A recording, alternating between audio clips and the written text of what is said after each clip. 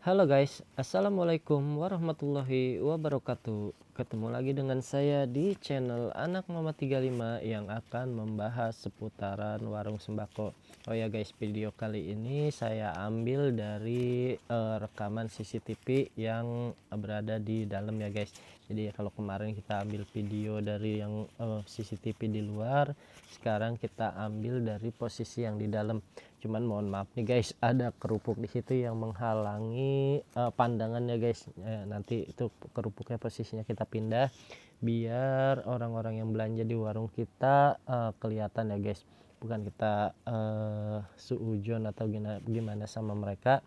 Cuman kita biar lebih aman aja kita pakai CCTV.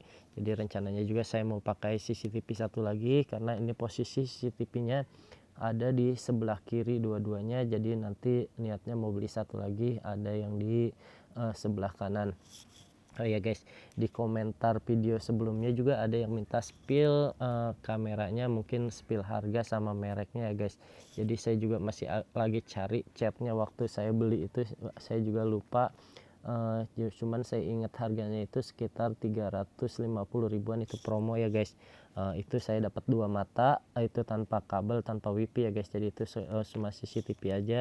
Jadi waktu itu sih saya beli kabelnya lagi sama colokan-colokan sama upah pasangnya itu 100 ribuan.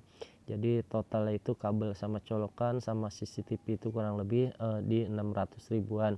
Nah waktu itu kita belum pakai wifi portable, waktu itu kita masih pakai HP yang untuk jual pulsa. Jadi kita hidupin wifi di HP yang untuk jual pulsa sebagai wifi untuk CCTV ya guys. Jadi cuman karena HP-nya rusak, jadi kita mau pasang wifi portable. Jadi kita beli wifi portable ini kemarin sih harganya sekitar, murah sih, ada yang murah, cuman tergantung giganya. Waktu itu kita dapat promo untuk 6 bulan, jadi sama alatnya itu 450 ribuan. Jadi untuk sekitar 6 bulan kita bagi 450 bagi 6 itu sekitar 80 ribuan ya kita untuk biaya kuota CCTV ini guys. Waktu itu CCTV-nya ini kuotanya satu bulannya 24 gigaan, jadi bisa kita pakai untuk yang lain juga. Jadi kita manfaatin aja kuotanya ya guys. Oh ya guys, di video kali ini saya akan berbagi sedikit cerita, berbagi sedikit pengalaman tentang serba-serbi membuka warung sembako. Jadi selama 3 tahun saya ini membuka warung sembako, ada aja hal-hal yang lucu, ada hal-hal yang ngeselin, ada hal-hal yang aneh yang kita alamin di pengalaman kita selama membuka warung sembako ini ya guys. Jadi di video kali ini tuh saya akan berbagi sedikit cerita tentang hal-hal yang terjadi di sekitaran kita membuka warung sembako guys. Oh ya guys, sebelum videonya dilanjut jangan lupa ya guys, bantu like, comment, dan share-nya. Jangan lupa juga bantu subscribe-nya guys, biar channel Anak Mama 35 ini makin berkembang, dan info-info yang saya berikan juga semoga dapat bermanfaat dan dapat menginspirasi untuk warung-warung pemula ya guys. Jadi video ini saya buat berdasarkan pengalaman pribadi saya guys, tentang serba-serbi selama saya membuka warung sembako ini guys. Nah, serba-serbi yang pertama yang saya rasain ketika membuka warung sembako itu, untuk warung itu ada, kalau kata saya sih, jam ramai sama jam sepi. Jadi kalau kata jalan itu ada jam kantor sama bukan jam kantor, jadi ada jam ramainya, ada jam sepinya. Nah untuk di warung sembako yang saya rasain itu, untuk jam ramainya itu biasanya itu di jam 6 pagi ketika baru buka sampai di jam 8 biasanya itu posisinya kita ramai. Jadi kita nggak sempat bersih-bersih, nggak sempat sambil buka, kita sambil melayani pembeli. Jadi di jam 6 sampai jam 8 itu kita anggap jam ramai. Nah jam ramainya lagi itu biasanya di jam 6 sore sampai jam 8 malam itu biasanya puncaknya untuk kalau yang saya alamin di warung sembako saya guys.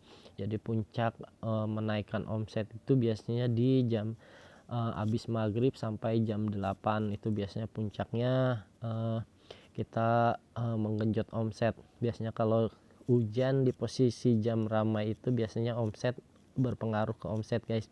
Biasanya omset agak sedikit mengurang, cuman ya karena rezeki udah diatur kita nggak boleh mencela hujan ya guys. Jadi untuk jam ramai dan jam sepinya itu di warung saya itu ada di posisi pagi baru buka sampai jam 8, nanti jam 8 sampai jam 10 itu normal. Nah nanti biasanya jam sepinya itu di sekitaran jam 1 siang sampai di jam 3 itu biasanya posisi jam sepi guys. Bukan yang nggak ada pembeli cuman biasanya cuma 1-2, enggak gerumut gitu ya guys.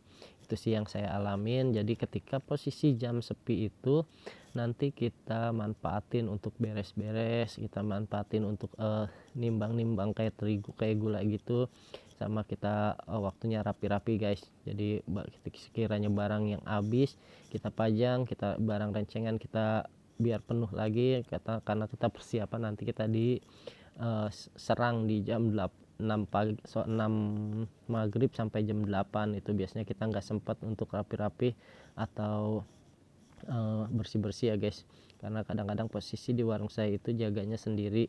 Jadi kalau kebetulan saya lagi santai biasanya saya temenin yang jaga, cuman kalau biasanya kalau saya lagi capek karena saya juga kerja, biasanya yang kerja itu sendirian guys. Jadi sebelum mereka juga saya udah pernah ngalamin, ternyata sama aja ketika waktu saya nunggu sama jam yang sekarang ini jam ramai itu puncaknya itu di jam 6 sampai jam 8.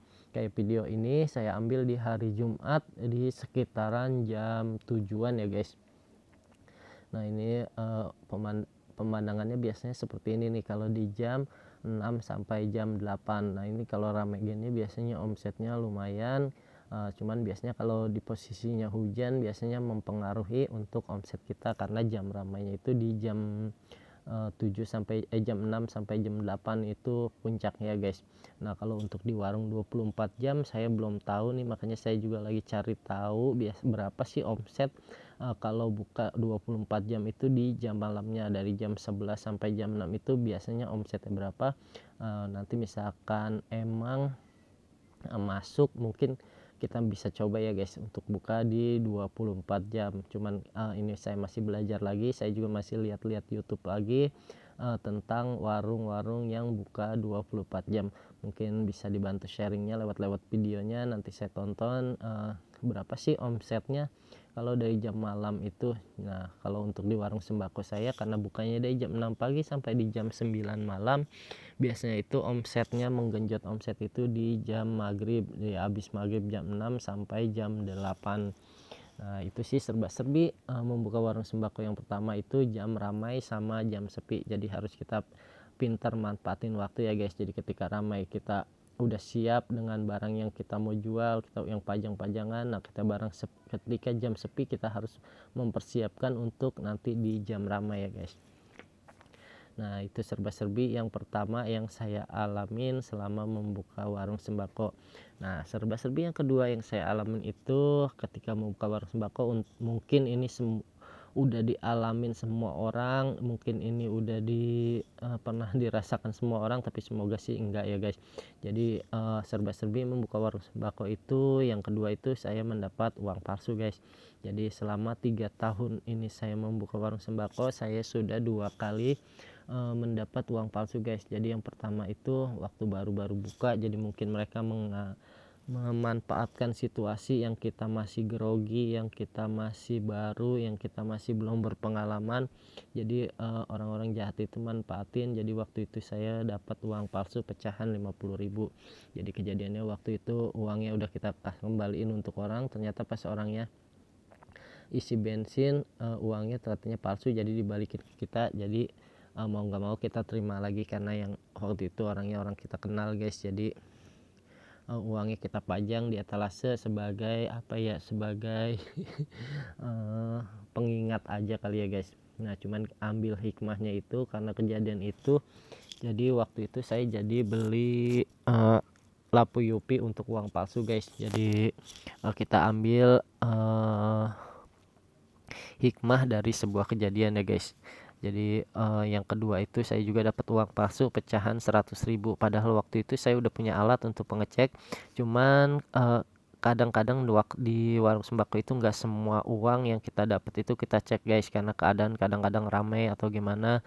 Cuman kadang-kadang yang sekiranya kita agak curiga aja baru kita sih cek ke lampu UV, biarpun lampu UV-nya ada di tempat uang ya guys, karena kadang-kadang situasinya nggak memungkinkan untuk mengecek semua uang yang kita terima.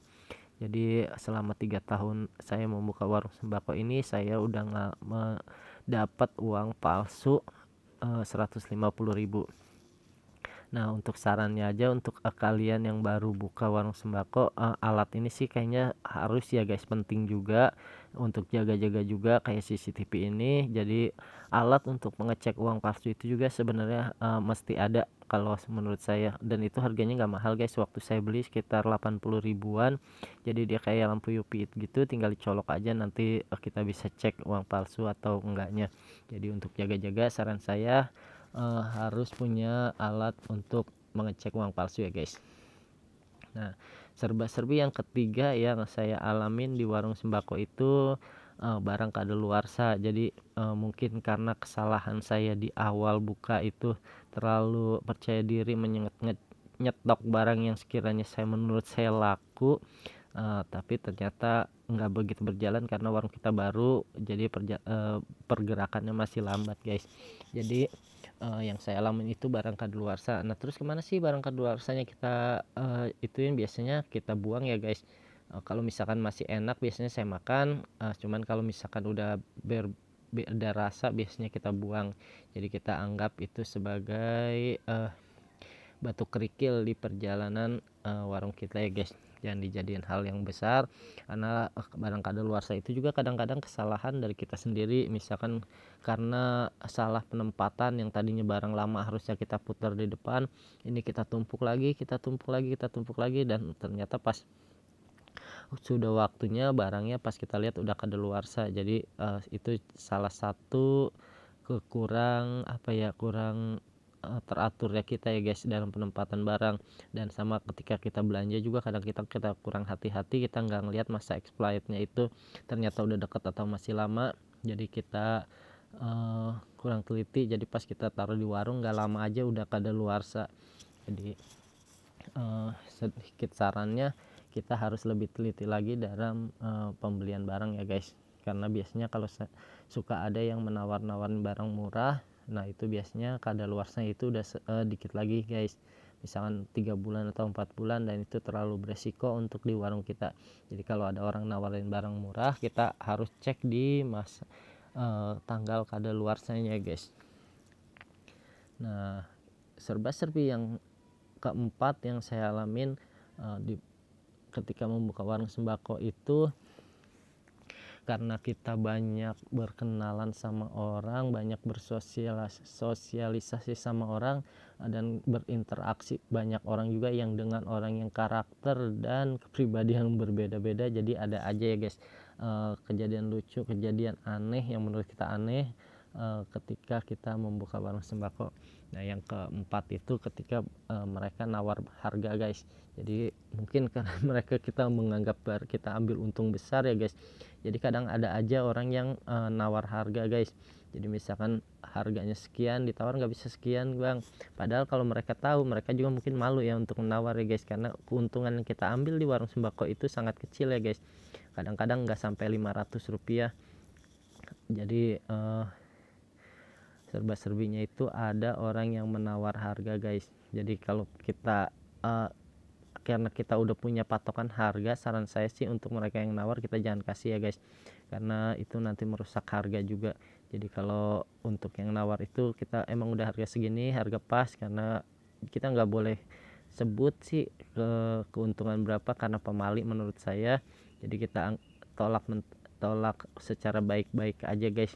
Jadi misalkan barang yang ditawar itu kita bilang ini barangnya udah harga pas semua, jadi kita nggak bisa ditawar ya guys. Nah, selanjutnya itu ada juga orang yang kalau beli barang-barang kita itu dipilih-pilih, di kocok-kocok ya guys. Mungkin nggak tahu juga sih saya maksudnya apa. Saya juga nggak tahu eh, apa alasannya. Kadang-kadang mereka tuh beli barang dikocok-kocok guys, kayak ciki, kayak makanan anak itu dikocok. Mungkin kalau ada hadiahnya kita bisa paham ya guys, mungkin mereka cari yang ada hadiahnya. Cuman kalau yang isinya lebih banyak atau lebih sedikit kita juga kan nggak tahu ya guys, karena itu kan emang dari distributornya juga barangnya udah ditimbang mungkin dari pabriknya juga ya guys. Sebenarnya sih barangnya sama aja, beda sedikit paling, cuman ya itulah karakter orang. Kadang-kadang ada aja yang beli dikocok-kocok, kadang-kadang kita udah rapihin tapi mereka dikocok-kocok semua, jadi akhirnya pas mereka beli itu barangnya acak-acakan guys. Cuman kita anggap itu aja sebagai hal-hal serba-serbi kita membuka warung sembako, jadi kita anggap itu sebagai lelucon ya guys. Karena di saya juga ada grup pekerja yang berjaga di warung saya ini, jadi kita jadiin bahan candaan aja sih. Ini kita paham karakter orang yang ini sih, ini sih, ini karena kita sering bertemu, karena intensitas kita juga sering dengan mereka ya guys. Jadi kita anggap aja itu sebagai cerita cerita lucu di warung sembako ya guys. Nah, selanjutnya serba-serbi membuka warung sembako itu kehabisan receh. Nah, ini mungkin hal yang lumrah, hal yang biasa ketika di warung sembako ya guys. Jadi ada aja kita kehabisan receh, uang biasanya yang receh itu yang logaman 500 sama 1000. Nah, alternatifnya itu biasanya kita ganti masako atau ganti mecin ya guys. Cuman kalau untuk bapak-bapak biasanya kita tawarin kopi yang 500-an yang pahit ya guys. Jadi serba-serbi muka warung sembako itu kita kehabisan receh. Dan kadang-kadang ada juga yang emang misalkan ada receh juga, biasanya kalau ibu-ibu itu biasanya kalau kembalian 500 atau 1000 mereka pasti minta mecin atau masako gitu ya guys. Mungkin ini udah hal lumrah di warung sembako, jadi ini salah satu serba-serbi membuka warung sembako guys. Jadi ketika kita kehabisan receh itu biasanya alternatifnya kita ganti barang yang sesuai harga uang recehnya ya guys. Nah, alhamdulillahnya sekarang di warung saya itu uang receh itu alhamdulillah cukup ya guys, karena kita dibantu sama petugas prelek. Jadi petugas prelek itu kan biasanya 500 sama 1000-an. Jadi setiap bulannya itu kita tukerin, jadi untuk stok di warung kita untuk uang logam itu aman. Cuman sih tetap aja biasanya kalau ibu-ibu itu hal yang lumrah kalau kembalian itu diganti mecin atau masako ya guys. Jadi itu serba-serbi kita membuka warung sembako yang ke 5 guys. Nah, selanjutnya ada juga orang yang belanja pakai uang receh. Nah, uang recehnya itu bukan yang 500 atau 1000 tapi biasanya pakai yang 200, yang 100 sama yang 50 rupiah ya guys. Jadi kita juga nggak boleh tolak karena itu sebagai alat tukar yang resmi. Jadi paling kita hitungnya agak agak lama ya guys, karena 5.000 aja untuk uang receh segitu biasanya banyak. Nah, alternatifnya ketika kita dapat uang receh 200 atau 100 kayaknya kita nggak mungkin untuk belanjain. Jadi kalau di saya sih ada alternatifnya, kita tukar di agen guys. Karena kalau di agen itu barang untungnya kan ada yang perakan, jadi mereka uang 50 rupiah aja itu sebagai hal yang besar. Jadi kalau ketika ada kembali 50 rupiah biasanya kita juga tetap harus dikembaliin 50 rupiah. Jadi mereka butuh uang pecahan kecil. Jadi alternatif kita ketika kita dapat orang yang belanja pakai uang pecahan 100 sama 50 sama 200 rupiah, biasanya kita kumpulin, nanti kita tukerin lagi ke agen kita tempat belanja ya guys. Jadi salah satu serba-serbi membuka warung sembako itu ada orang yang belanja pakai uang recehan kecil ya guys. Nah, serba-serbi yang selanjutnya itu ini sih yang saya alamin sampai sekarang. Kadang-kadang kita masih suka salah kasih harga. Nah, salah kasih harga itu karena mungkin kita lupa atau karena kita terburu-buru kadang-kadang kita masih salah harga. Nah, ini kejadian pasti ketika kita membuka warung sembako pemula, pasti ini kejadian sering terjadi, karena ini yang saya alamin waktu itu. Karena kita belum punya aplikasi kasir, jadi kita masih sekedar ingetan sama sekedar kita mengandalkan catatan-catatan yang kita tempel di sekitaran barang yang kita jual, guys. Jadi alternatifnya waktu itu kita tempel harga, cuman karena grogi atau karena terburu-buru, biasanya tetap aja kita suka kasih salah kasih harga, guys. Kalau kita kasihnya harganya lebih murah sih kita anggap sebagai promo ketika kita membuka warung ya, guys. Cuman kalau kita kasih harganya lebih mahal, takutnya mereka berpikir nanti warung kita malah harganya mahal. Jadi sebisa mungkin kalau itu kita jangan terlalu terburu-buru. Cuman kadang-kadang kondisi juga nggak memungkinkan ya, guys. Kalau ramai kita harus buru-buru biar pelayanan semua, jadi mereka nggak lama nunggu ketika belanja di warung kita, guys. Nah, itu jadi serba-serbi yang ketujuh itu. Yang kedelapan ya, guys. Yang kedelapan itu sering salah kasih harga. Nah, mungkin kalian juga pernah ngalamin ini. Kalau pernah ngalamin juga hal-hal yang pernah saya alamin, bantu di komen ya, guys. Bantu like, comment, dan share juga. Jangan lupa, guys, bantu subscribe-nya. Oke, guys, lanjut videonya.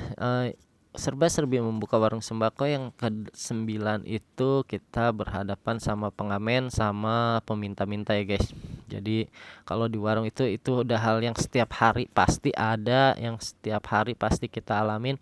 Kita berhadapan sama pengamen sama peminta-minta. Nah, setiap mereka datang kita kasih. Kalau untuk di saya sih enggak ya, guys. Jadi kita pilih-pilih karena kita kadang-kadang hafal hari ini si ini, hari ini si ini. Jadi kita enggak semuanya kita kasih, karena kita juga kan hitung-hitung keuntungan kita ya, guys. Biarpun Rp500, kalau ada 10 orang kan udah 5.000. Bukannya kita pelit gimana-gimana ya, guys.